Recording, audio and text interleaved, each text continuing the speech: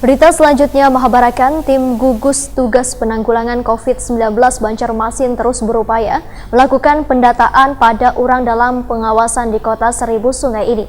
Selain itu di Banjarmasin terdapat 169 orang tanpa gejala. Kategori ini sangat berbahaya karena kondisi badannya sehat, wan kadang menunjukkan gejala tapi membawa virus corona.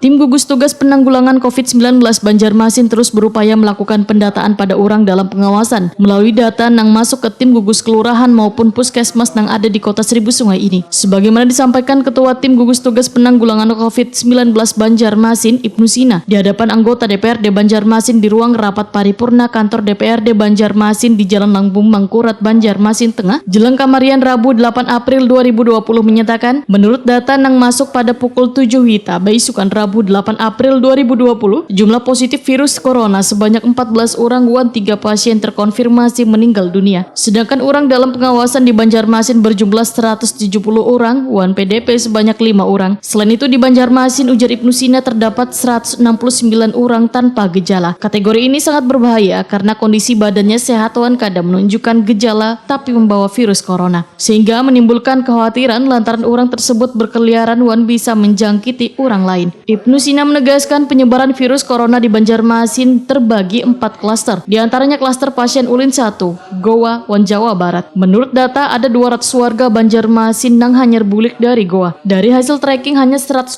orang yang melapor, yang hasilnya 4 orang positif terpapar virus corona. Nah, kemudian yang terakhir itu klaster Jawa Barat juga masuk ke Banjarmasin. Ini yang Depok dan sekitarnya ya, awal-awal mula dulu, Bogor dan sekitarnya yang juga ada ke Banjarmasin karena ini ada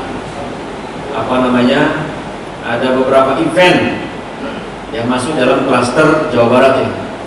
Pertama ada event keagamaan, agama Islam juga ada, agama Nasrani juga ada.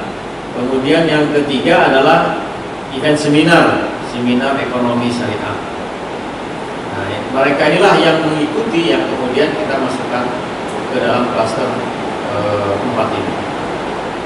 Inilah jejak-jejak corona di Banjarmasin yang bisa kita telusuri, bisa kita